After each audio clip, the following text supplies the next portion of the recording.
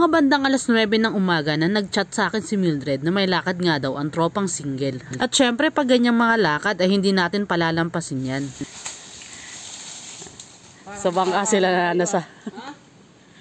Mahilig kasi talaga ako mag-ilog at mas gusto ko tong ganitong na mataas ang tubig. Pag ganito kasi palutang-lutang lamang ako habang kumukuha ng mga sihi at lukan. Pero madalas nga ay alibay ko na lang talaga yung pangunguha ng sihi at lukan na yan. Dahil ang gusto ko lang naman talaga ay maligo sa ilog. At syempre makabanding din ang tropa. Ayan na nga si Bobby, nagsisimula na siyang manasa. At kami naman ni Mildred ay magsisimula na rin na manguha ng sihi. Kami ni Mildred ay kukuha ng suso. Ito dami. Yung mga sihi.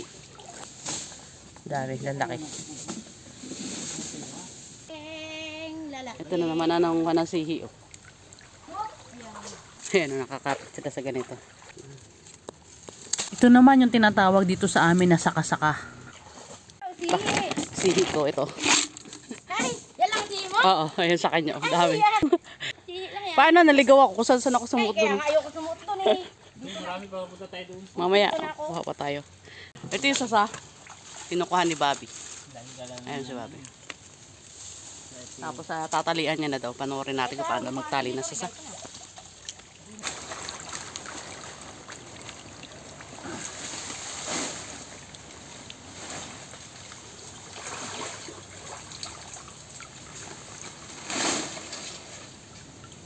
Ba't yung maraming YouTube na yung salamin daw ay nakakabit na, hindi pa lang pala nakabit, wala pang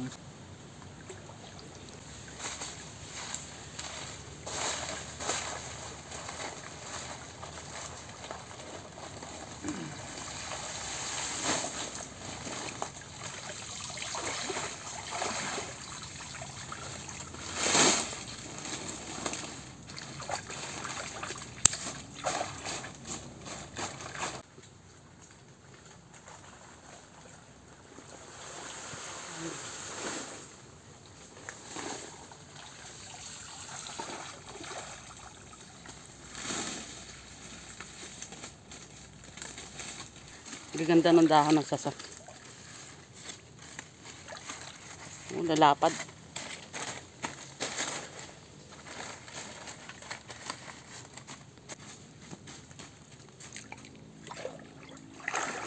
Ayan, iniipon niya dun sa ano. 4 na tulos.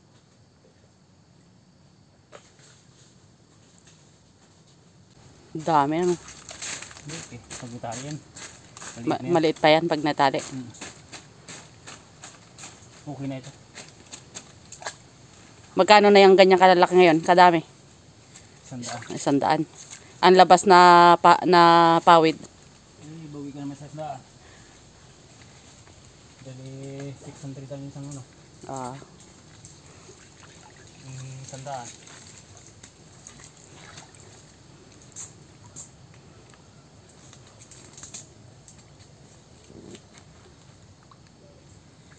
Yan, maganda yan. Wala kang amo.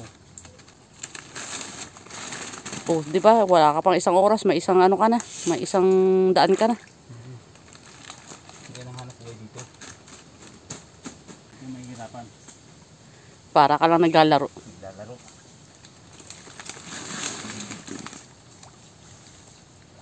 Yan, higpit na yan. Laki ng bigkis niya na.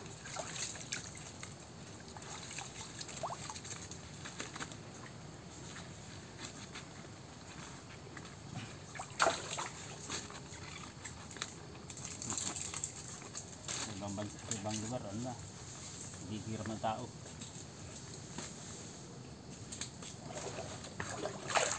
Wala na makain. Dito sa atin liligo lang sa ilog, may pagkain ano. Bayan. Nagkwarta na. Sa Manila wala pa.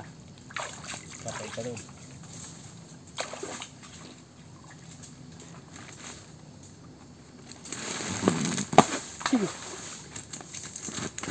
Tibay din pala. Buli ang ano mo na yan, paghipit. Oh. Tibay pala talaga ng buli na yan. Ano, kahit sariwa.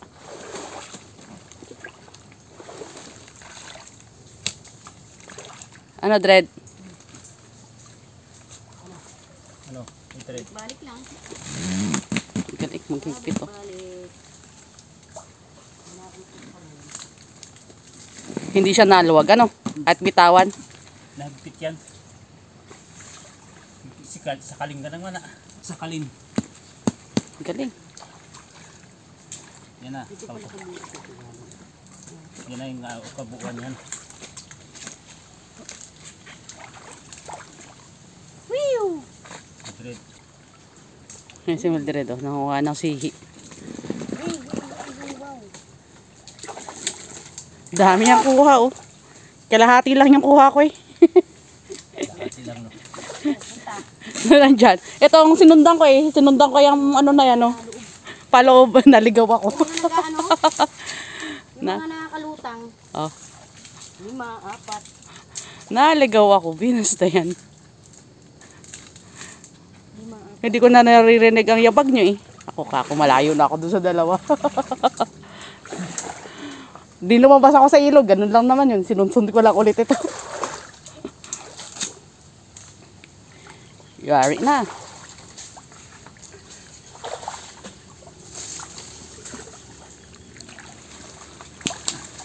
Laki. Yan na yun. Kalabasan yan. Dami. Laki no? Laki ng bikis. Hindi, ganyan lang yan. Normal yan. Normal. Yung bumanat. Ay 100 Brad. Hindi ka narugi. Ganda niyan. Oo. Magpasasa na. Habang nananasa pa nga dyan si Bobby, sunod naman namin kinuha ni Mildred ay lukan. At pagkatapos ay nagpahatid naman na kami sa pulo. Habang hinahakot ni Bobby yung kanyang mga sasa ay kami naman ni Mildred ay nagbibig-ang na ng aming mga nakuhang lukan. Mababa na nga ang tubig ng mga oras na yan at ito nire-ready ko lang yung aking camera para maipakita ko sa inyo kung paano namin tinatanggalan ng balat yung lukan. Pag pumupunta nga kami dyan ay lagi kami may dalang bote ng 1.5. Dalawa ang purpose niyan. Pag pupunta kami dyan, baunan namin yan ng inumin tubig. At pag pauwi naman ay lagayan namin ng nabalatan na lukan. Ganitong paraan namin tinatanggalan ng balat yung lukan para hindi siya ganong kabigat bitbitin pauwi sa bayan. Bukod kasi sa mabigat na nga yung shell niyan ay may tubig pa yan sa loob na lalong nagpapabigat sa kanya. Kaya habang hinihintay namin yung kasama namin na naghahakot ng kanyang mga nasasa ay ito, tinatanggalan na namin siya ng balat. Sakto rin na nabalatan namin lahat ng nakuha naming lukan bago siya nakabalik at umuwi na rin kami kaagad pagkatapos niyan.